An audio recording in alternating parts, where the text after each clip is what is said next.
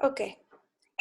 Bueno, hoy eh, vamos a hablar es la última, ¿no? Última clase de de nuestra asignatura y lo que tenemos que ver hoy es la década de los 90, que ya, bueno, ya hablé de la década de la 90 en la última clase también, ¿no? Todo el contexto externo en el mundo que tuvo un impacto sobre América Latina, ¿no? Por ejemplo, la caída de la muralla de Berlín y la desintegración de la Unión Soviética, ¿no? Vale, entonces hoy vamos a ver la década de los 90 y la tendencia que se llama The Pink Tide, ¿vale? En español se llama la marea rosa, pero es mucho más común buscar información en inglés, entonces Pink Tide, ¿vale? Se llama Pink Tide y esto es lo que tenemos que entender hoy, que es el Pink Tide, ¿vale? Y quiénes serán los líderes más importantes de esa tendencia política y qué significaba, ¿vale? Tengo una PPT, una presentación que he preparado para la clase de hoy. Entonces voy a hacer un screen sharing ahora mismo.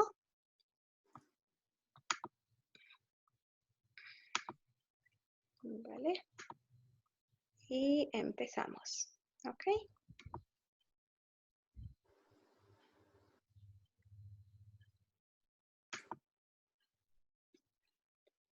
¿Lo podéis ver? ¿Sí? Sí, señora. Sí, sí. Vale. Sí. Bueno, entonces aquí está el repaso de lo que hemos visto hasta ahora en nuestro curso, ¿vale? En nuestra asignatura.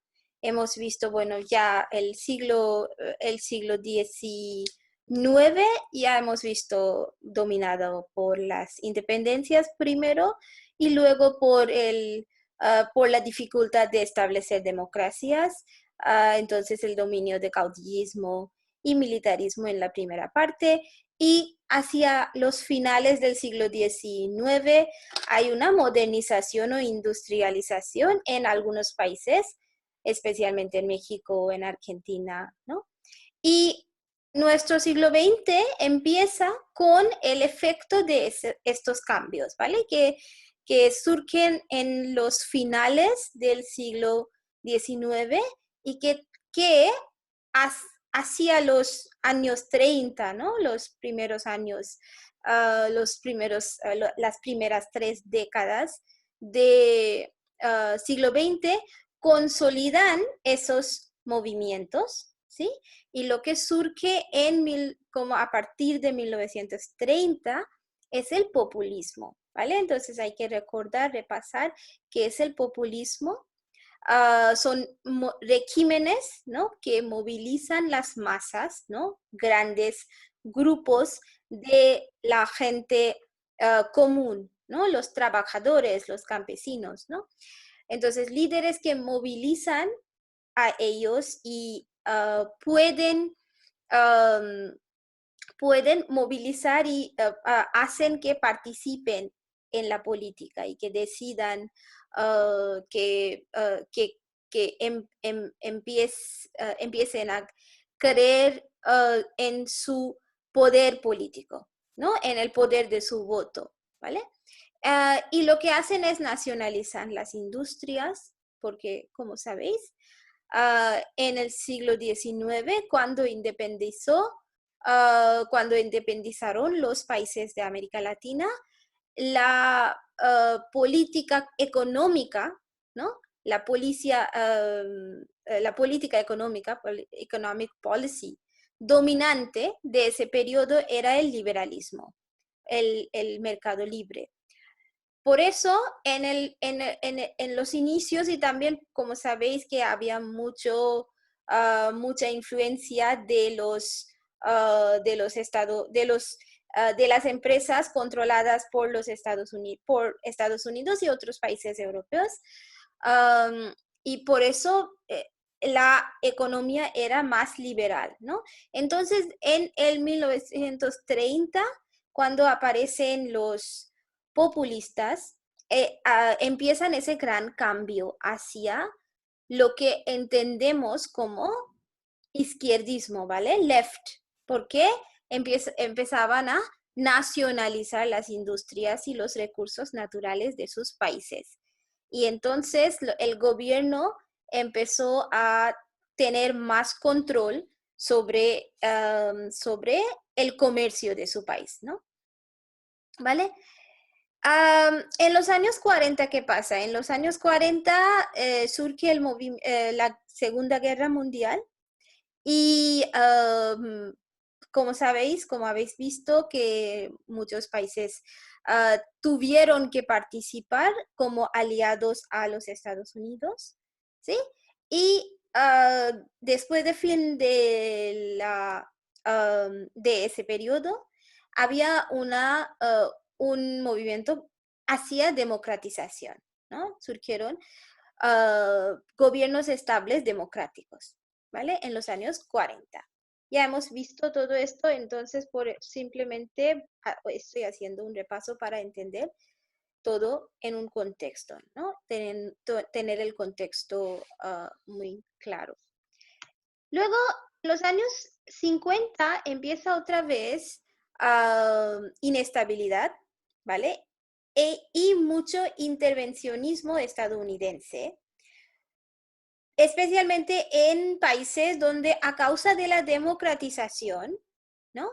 Aparecen líderes reformistas, porque si han podido establecer un poco de democratización, la gente empieza a elegir líderes reformistas que trabajan para la mayoría del país, ¿no? Y esto muchas veces va en contra de los intereses de las empresas estadounidenses, y por eso también empezaron a hacer intervencionismo. Hemos visto los ejemplos de Guatemala y Bolivia como revoluciones frustradas, ¿no? Revoluciones que empezaban a cambiar las cosas en sus países, entonces reformistas, y frustradas porque al final no pudieron sobrevivir la intervención estadounidense, cortaron las revoluciones y reestablecieron los líderes que van a favor de Estados Unidos, ¿vale? Es el año de los 50. En este mismo contexto, donde hay el intervencionismo estadounidense, aparece en el primer país donde aparece una fuerte revolución guerrillera, anti-imperialista y hacia pro izquierda, ¿no? Es Cuba, ¿no? Entonces, al final de los años 50, tiene éxito la Revolución Cubana y establece un país comunista, ¿no? En América Latina. Y en los años 60, muchos otros países ven a Cuba como un ejemplo, como un modelo y quieren hacer lo mismo en sus países, y por eso hay muchos movimientos guerrilleros que surgen por todas partes de América Latina. Esto también hemos visto, ¿vale? Y por otro lado, al mismo tiempo, como una reacción de ese mismo fenómeno, también surgieron muchos golpismos, ¿no? Golpe de Estado. Entonces, en algunos países, los izquierdistas guerrilleros pudieron tomar el poder a través de la revolución violenta, pero en muchos países no, y para controlar a ellos, para para frenar a ese cambio hacia la izquierda, ¿no? Towards the left, to stop the move of countries and people towards the left, there were many golpes de estados, ¿no? Muchos golpismos, esto es golpismo. Y es especialmente, bueno, por todas partes podemos ver. Lo que pasa es los grandes países tienen más golpe de estado, y los pequeños países como en Centroamérica hay más movimientos guerrilleros exitosos, ¿no? Los que llegan a poder, ¿no? Por ejemplo, en Nicaragua, ¿sí? Bueno, los años 60 y 80 están dominados por lo que se llama el autoritarismo burocrático, ¿sí? El autoritarismo burocrático es una nueva forma de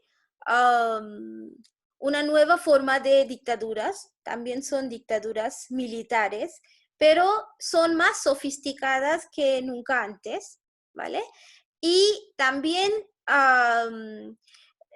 ellos se consideran como un social national security doctrine, ¿no? Lo que intentan hacer creer a su país o a la gente de su país es que las revoluciones izquierdistas o los movimientos izquierdistas, el comunismo, son problemas muy grandes, ¿no? Son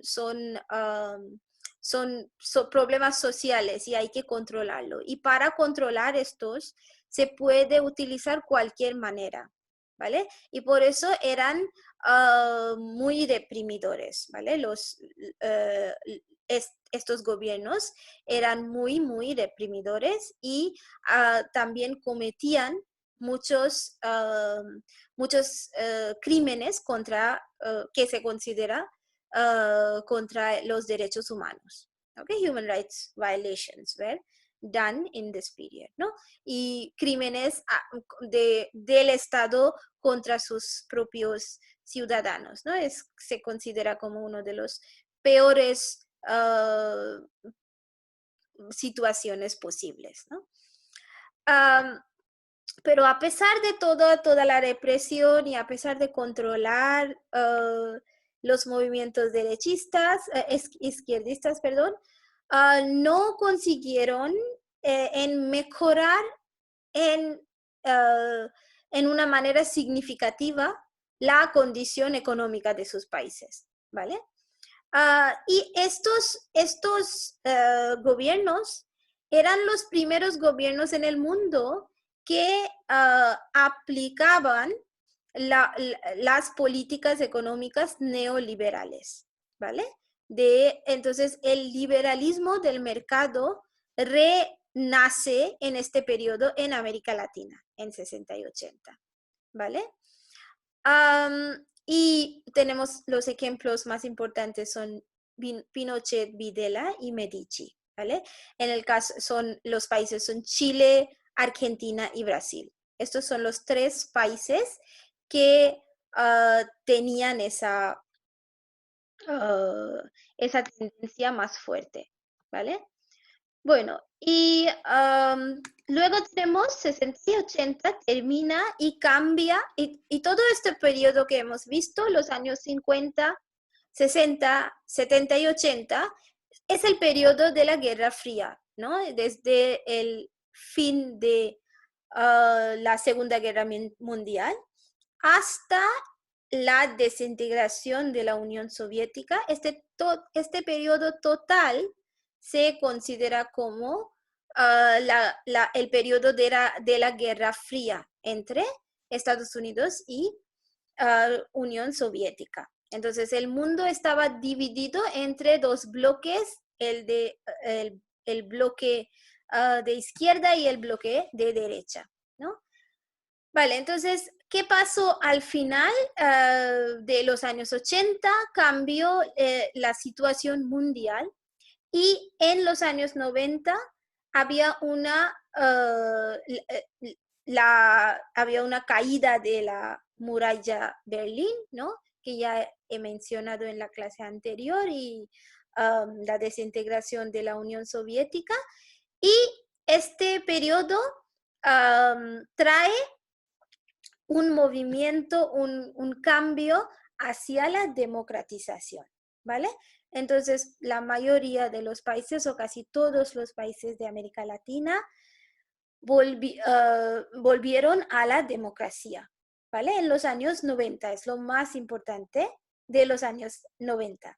Pero hay que recordar que justo cuando se formaron nuevos gobiernos, otra vez había un retorno a la política económica liberal, ¿no?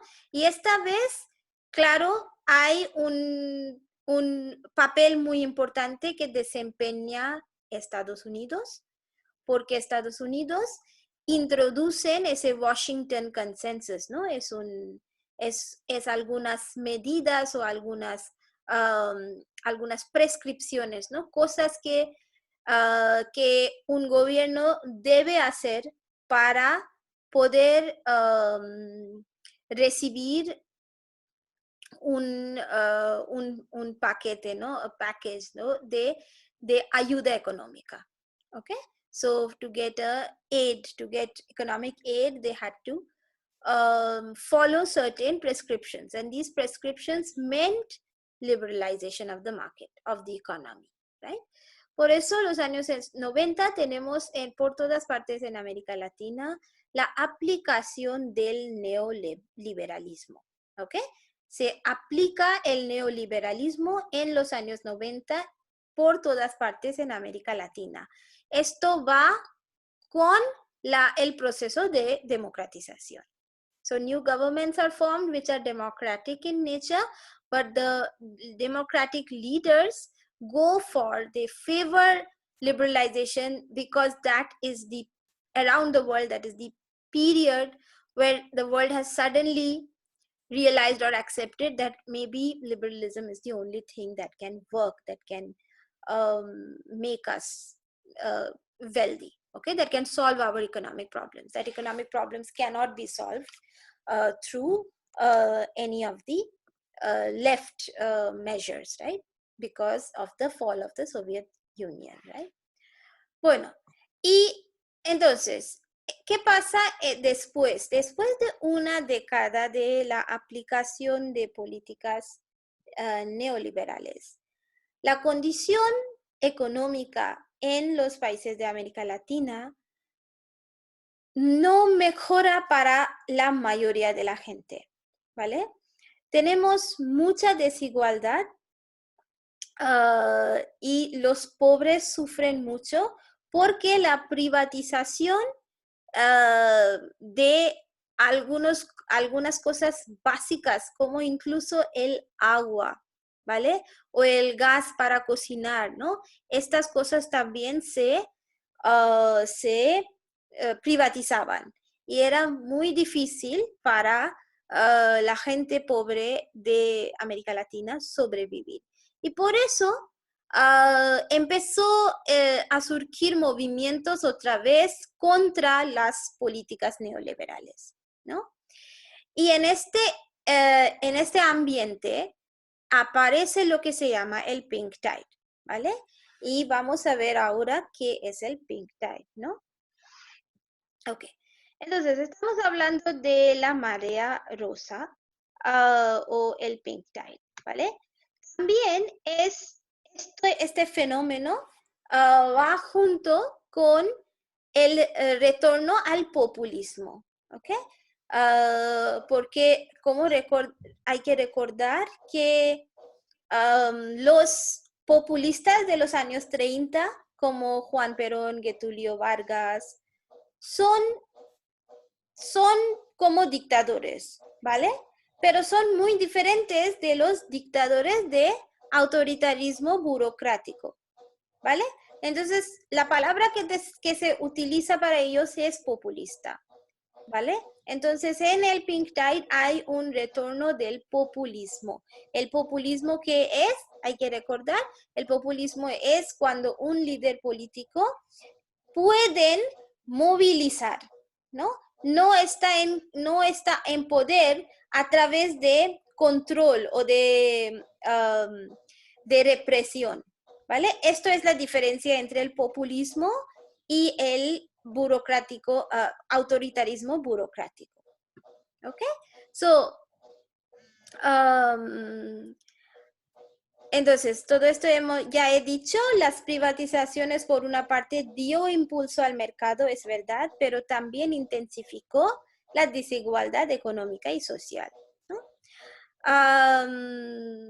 Y bueno, y en el pink tide es vamos a ver quién es el líder más importante. El pink tide, ¿por qué se llama pink tide? Es porque no es rojo, ¿vale? ¿Qué es el rojo? El rojo es el color del comunismo. ¿Sí? Vale, Sí. muy bien. Y el pink tide no era rojo, ¿vale? Entonces no es completamente comunismo, ¿sí? No es completamente gobiernos de izquierda, pero hay alguna influencia de la izquierda sobre estos gobiernos, ¿vale? Entonces los líderes del Pink Tide apoyan al socialismo, pero no intentan imponer el comunismo. No quieren crear regímenes comunistas, ¿vale? No quieren cambiar el gobierno desde un gobierno democrático a un gobierno comunista, ¿vale? Esto también es muy diferente de los movimientos izquierdistas de los años 50, ¿no? Cuando hemos visto que había tantos movimientos guerrilleros, ellos lo que querían hacer es imponer el comunismo, ¿ok? A través de la revolución. All right, so many of those were communist parties, right? For example, in Nicaragua, it's a communist party that starts the revolution. All right. So, aquí es la diferencia, no es comunismo, pero es socialismo, ¿vale? El primer líder que empieza todo ese movimiento es Hugo Chávez, ¿vale? Y es la persona que acuña el término, ¿no? Coin the term, socialismo del siglo XX, ¿ok? Él decía que es algo nuevo, es lo que necesitamos nosotros. Y aquí en América Latina está naciendo. No es no vemos a la Unión Soviética como un modelo, porque recordad que fracasó ese modelo, ¿sí? Fracasó el modelo de la Unión Soviética y por eso era tan fácil en los años 90 para todo el mundo aceptar el neoliberalismo, porque pensaba la gente que no existe otra opción, ¿no? No hay alternativas, ¿sí? Pero en América Latina lo que pasa con el Pink Tide es la introducción de una alternativa. Ni neoliberalismo, ni Estados Unidos, ni Unión Soviética, ¿vale? Algo nuevo, algo que solo se puede nacer en América Latina, ¿no? Y el Pink Tide, el líder como Hugo Chávez, ¿no? De Venezuela, esta persona, sus características principales incluye el enfrentar a Estados Unidos, ¿vale? Es contra el intervencionismo estadounidense. Es la primera vez que los líderes de América Latina ¿no? Unifican y dicen que basta ya con el intervencionismo estadounidense. Ya no vamos a soportar esto, ¿vale? Otra vez lo que hacen los líderes es nacionalizar los recursos naturales, ¿vale? Y las industrias grandes. Era la manera de empoderar, ¿no? Empoderar al gobierno, ¿no? Porque porque sin esto el gobierno no podía hacer lo que querían. Y por eso los nacionalizaron otra vez, ¿ok? Entonces, aquí es la similitud con los populistas de los años 30 del siglo XX, ¿sí? Esto debe ser socialismo del siglo XXI, ¿vale? Esto es, hay un error. Chávez acuña el término el socialismo del siglo XXI, ¿ok? No es siglo XX. Entonces, estaba diciendo que nacionalizan otra vez, ¿no? Entonces, como hemos visto que bajo las políticas neoliberales de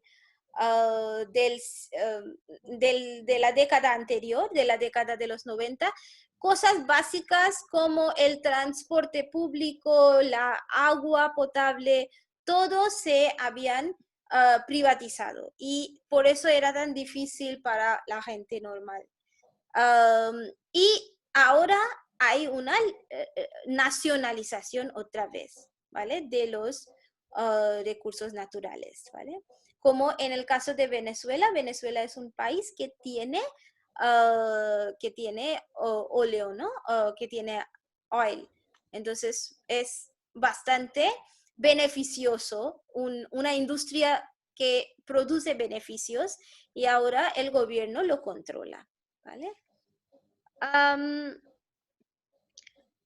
Y el gobierno, con la ayuda del ingreso que tiene, porque han nacionalizado las industrias, utilizan esto para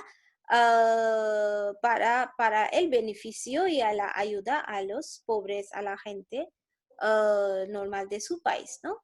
Entonces, sanidad, educación, agua, otra vez se hacen públicos, ¿no? Y bueno, luchan contra Estados Unidos sobre el control de Estados Unidos sobre el comercio internacional. Entonces también crean nuevos tratados, new treaties, ¿no? Y nuevas colaboraciones regionales. Y esto es bolivarianismo, ¿vale? Recordad que cuando hicimos bolivarianismo, vimos que tiene un impacto todavía en América Latina. Es a causa de Hugo Chávez, ¿vale? Hugo Chávez empezó el movimiento bolivariano. Él impulsó esas cooperaciones entre países de América Latina, entre sí, sin el control o sin la influencia de Estados Unidos, ¿vale? Bueno, Hugo Chávez tomó la presidencia de Venezuela en 1998. Es muy interesante la manera en que viene a poder. Hay elecciones, es elegido, pero antes de la elección era parte de un golpe de Estado fracasado. Bueno, es muy complicado, pero pasó algo donde a él le capturaron a algunas personas y luego, porque era tan popular, la gente vinieron para salvarles y cosas así, ¿vale? Hay un documental que voy a recomendar a final de la clase hoy y esto explica todo esto, ¿vale? Bueno, y Hugo Chávez se convirtió en una figura muy popular en su país, ¿vale? Y introdujo una nueva constitución en 1999. Y con el éxito de Venezuela, ¿no? Con los cambios que pudo introducir Hugo Chávez, empezó ese movimiento en otros países. Igual como Cuba, ¿no? Esto es lo que pasa en América Latina. Si hay un modelo, si hay un movimiento, una tendencia política en un país, los otros países también empiezan a seguir esa tendencia. Por eso podemos más o menos estudiar a 20 países juntos, ¿no? No es posible, no sería posible para cualquier región del mundo, ¿no? Pero en América Latina sí que pasa, ¿vale? Vale. Entonces,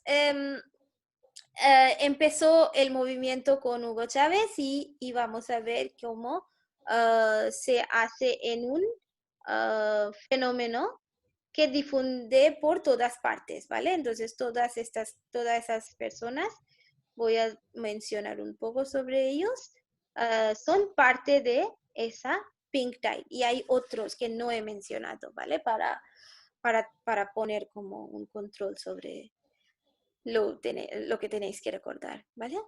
Bueno, ¿veis estas frases, estas cosas, esta línea donde dijo, ayer estuvo el diablo aquí, en este mismo lugar, ¿no? En ONU, en la Organización Nacional de Naciones Unidas, dijo refiriendo a George W. Bush. Entonces, en su periodo, esa postura anti-estadounidense es algo que llamó la atención del mundo. Okay, so a lot of people started noticing that who is this leader, who is this Latin American leader who is calling George W. Bush the devil in United Nations organizations, right? Why am I highlighting this? Porque esto es la manera de establecer una imagen, ¿no? Y Hugo Chávez hizo, ¿vale? Y tuvo éxito en crear esa imagen de una persona que puede afrontar contra Estados Unidos. So it's like, I don't care. I'm not afraid of you. Don't stop bullying me. So he was the first voice from Latin American in the contemporary period amongst the Latin American leaders who were like, who had this attitude of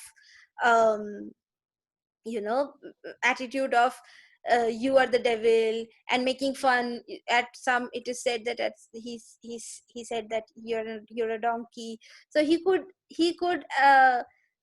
abuse George W. Bush. And of course George W. Bush was, remember, at this point of time, was in when he was in power, George W. Bush is the person who started todas las guerras, no? The war on terror, the war on drugs, no? The axis of evil. So there was in George W. Bush's reign a resurgence of this idea that US is against everyone else, no? That everyone else is trying to attack US and everything. So en esta dinámica existió ese conflicto entre Chávez y George W. Bush. Tomó medidas populistas, como empezó un programa por la radio que se llamaba Aló Presidente, no solo por la radio, pero también sí, se podía llamar al presidente, ¿vale? Entonces, un poco como Man Ki Baat, ¿no? De Modi. Entonces era una manera de comunicar directamente con el pueblo. La gente podía llamar o enviar cartas y respondía a las preguntas y las propuestas del pueblo, ¿vale? Era muy carismático y su retórica era muy popular. Es como un bueno, hay mucho entretenimiento en sus charlas, en sus conferencias, ¿no? Es muy gracioso, es muy carismático. Entonces, por eso se convirtió en una figura tan popular, como un poco como una estrella, ¿no? Like a celebrity. He became like a celebrity, and he started gaining a fan following because of all of these things, right? Pero, claro, también introdujo realmente medidas que mejoró la condición de la mayoría de la gente en su país. la participación de los pueblos a través de asociaciones de vecinos. Entonces, las decisiones que toman una asociación a través de una elección o referéndum, el gobierno acepta, ¿vale? Cosas así. So, delegating these, giving the power to the people, he actually did that. So, for example, how will a fund be used in a particular area, in a particular community, was decided by the community through referendums and meetings that they were having at the grassroots level. Okay, so otra vez en América Latina son cosas muy nuevas porque los gobiernos han sido muy dominantes y no han preguntado a la gente qué quiere realmente, ¿no? Bueno, esta llamada terminará, voy a empezar otra vez, ¿vale? Entonces conecta otra vez, por favor. Me queda 30 segundos solo.